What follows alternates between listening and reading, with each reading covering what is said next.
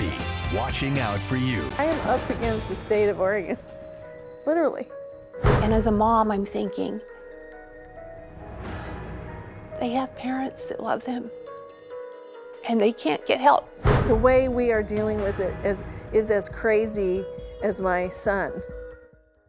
After learning of the devastating details 2 moms right here in the Portland area have endured while unable to get their sons with schizophrenia help here in Oregon. We sent Elise Haas to search for answers, and what did you discover, Elise? We often hear, public leaders saying things like they don't want to criminalize mental illness. Well, I dug into the data and found out that's literally what they're doing. Oregon law allows a person to be treated for mental illness against their will if they're experiencing an emotional disturbance and are imminently dangerous to themselves or others. However, in case law, the Oregon Court of Appeals has narrowed what the terms danger to self and danger to others mean, and making it a very high bar to reach. In fact, the bar is so high for involuntary civil commitment in Oregon. At this point in 2023, just about the only way to get into the Oregon State Hospital is by getting caught for a crime.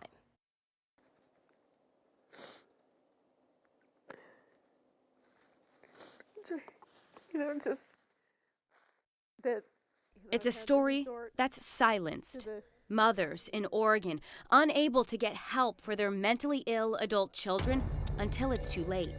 Left to watch their sons with schizophrenia be sentenced to death on Portland streets. We found out he had been lying in front of Salvation Army for 40 hours with employees walking over him. Now, they just fade into the building as you walk by. And I was so angry. I was so angry when Joshua died. Or incarcerated for crimes. I've had to resort to the justice system to get help. Like, why does it have to get this far? It all comes down to unintended consequences. When the doors to civil commitment closed, it was only a matter of time until the courts found a way in. In 1993, the Oregon legislature passed laws outlining specific rights of people receiving mental health care in the least restrictive way, allowing the mentally ill the choice to participate as much as possible in all decisions that affect them. However, that choice is really illusory when justice-involved individuals do not have access to a robust continuum of local treatment, housing supports, and social services. Nan Waller presides over criminal cases involving the mentally ill on a daily basis, as she sits on the bench serving as a circuit court judge in Multnomah County. While the laws in Oregon are meant to reduce harm, she says that's not what's happening in reality. In order to keep the mentally ill out of the criminal justice system, she says Oregon needs an abundance of places for them to live and receive treatment in the community. Otherwise, too often the only open door is the door into jail. The Oregon State hospitals are meant to treat the most severely mentally ill for a finite amount of time. Currently, it has capacity of around 700 beds. There are 3 pathways to entry, but all of them require a judge's order. First, involuntary civil commitment requires someone's mental illness to have them in imminent danger of killing themselves or physically hurting others.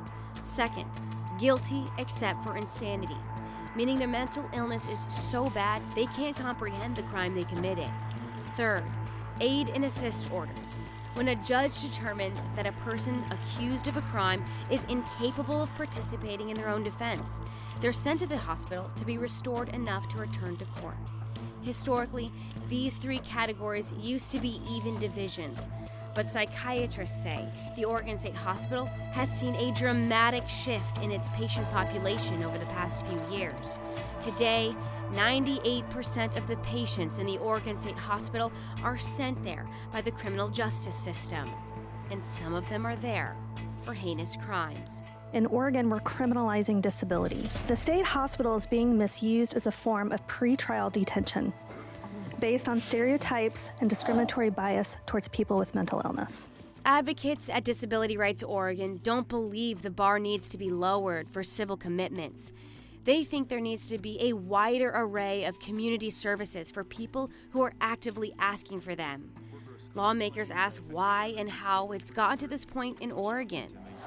At which point is accountability through the legal system the only option when somebody has the right constitutionally, humanitarianly, whatever the outcome, to say, I want no treatment, and in their illness are committing crimes and victimizing others? One of the biggest issues that we have seen, that I have seen over my 25-year career, is a change in what it takes to get someone civilly committed. If you aren't able to get them services through a civil commitment process, you're going to end up getting them services through the criminal justice process.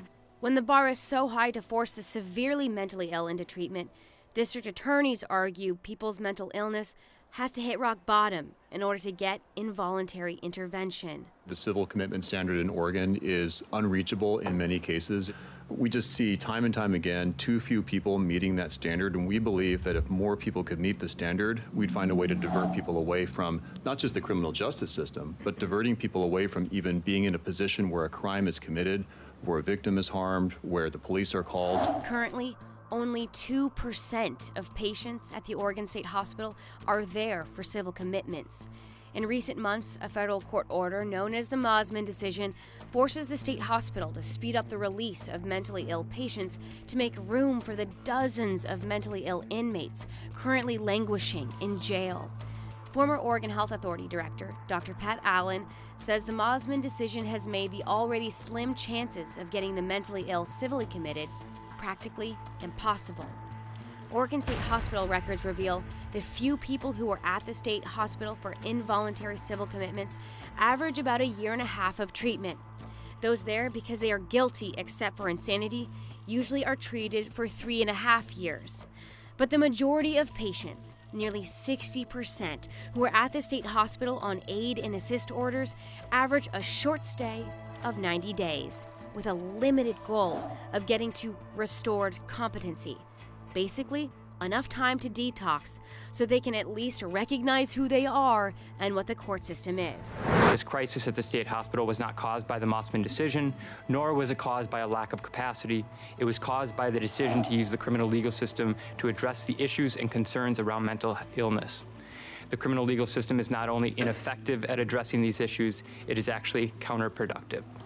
According to public defenders, this routine at the state hospital often gets the mentally ill well enough to get convicted of a crime, to serve a limited time in jail, only to return back to the streets, even less stable. It can't be said enough that this is a systemic issue across public safety and mental health systems. All the while, the Oregon State Hospital recently reported a nearly 25% increase in the number of aid and assist orders from judges to treat mentally ill people wrapped up in the criminal justice system. State hospital nurses and psychiatrists say this lack of comprehensive mental health treatment for the majority of their patients leads to a high risk of reoffending and recidivism in both the criminal justice system and the state hospital. Psychiatric hospitals in the U.S. track repeat patients by two measurements: those who get readmitted within 30 days and 180 days. According to the Oregon State Hospital, if patients get sent back to a psychiatric hospital within 30 days, it can signal there was an issue or failure with treatment. But patients who get readmitted after 180 days can signify there's a failure within the community to treat this patient's chronic mental health issue. Data shows Oregon State Hospital does a better job of treating patients up front compared to other psychiatric hospitals in the West, leading to a low 30-day readmission rate. But the hospital falls behind its Western counterparts in the 180-day category, indicating Oregon needs more services to support a successful return into the community. Overall, in the latest annual report, the Oregon State Hospital received more than 900 repeat patients. From Washington County. The system is failing, and I think that needs to be recognized. To Lane County. This system is about broken. Over and over, leaders in Oregon repeatedly testified to lawmakers changes must be made. We need a system that actually gets real treatment for the people, not just treatment to fulfill their obligation to the court. Fixing this is a collective challenge. In Lane County, where the Junction City State Hospital is located, Commissioners say it will require a true partnership of the legislature to develop legal guidelines to give mental health professionals on mobile crisis teams a place to take people in crisis. Current capacity at the Oregon State Hospital is slightly lower than it was 20 years ago, leading some at the Health Authority to think there should be more beds at the state hospital. In turn, psychiatrists at the state hospital estimate they need an additional 700 workers. The Multnomah County Mental Health Interim Director explained that some severely mentally ill patients will require supervised lifetime care in secure assisted living facilities outside of the Oregon State Hospital. If we can make an impact here with the most vulnerable 2 to 3%, we will significantly reduce costs across our whole system. Experts and advocates at every level are calling for more step-down services from the Oregon State Hospital to help keep the mentally ill and the community safe. The state hospital, just like an emergency department, is not long-term care. They say Oregon needs more of everything, including inpatient and outpatient facilities, dual diagnosis programs treating addiction and mental illness, along with meaningful long-term supportive housing and community-based behavioral health services for people with severe and persistent mental illness. So parents with mentally ill children never have to endure the same losses and pain of this last generation.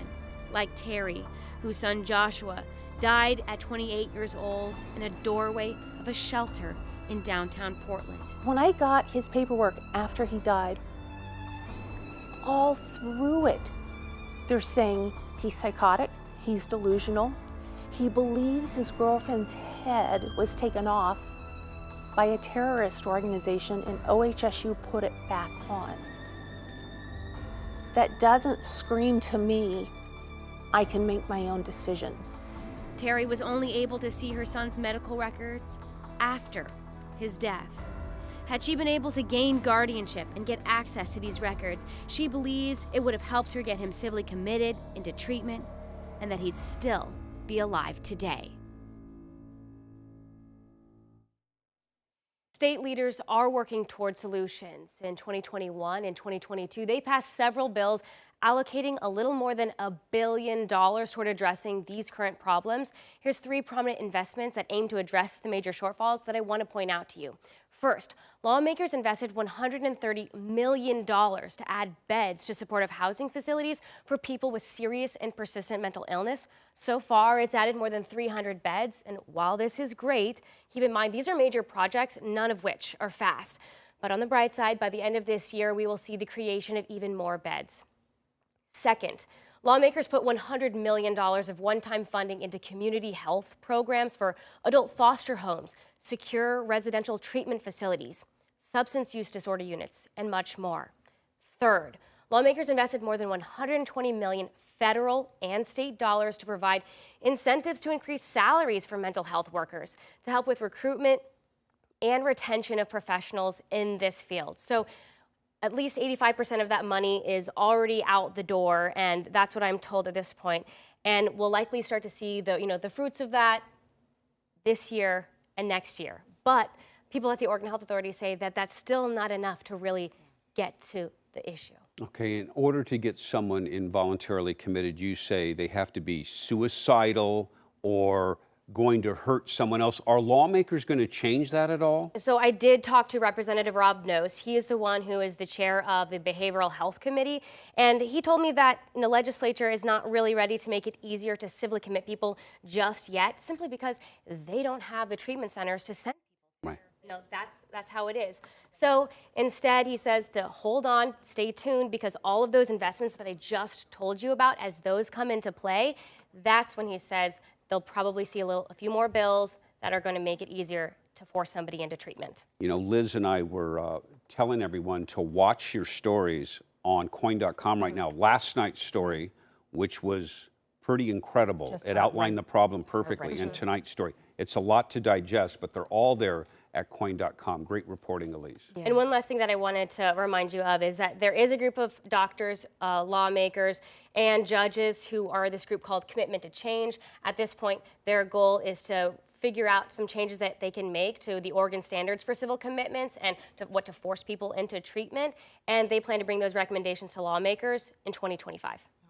The ball is rolling for all of these solutions. Such important work here. Elise, thank you so much. Keep it right here. We do have sports up for you next. The home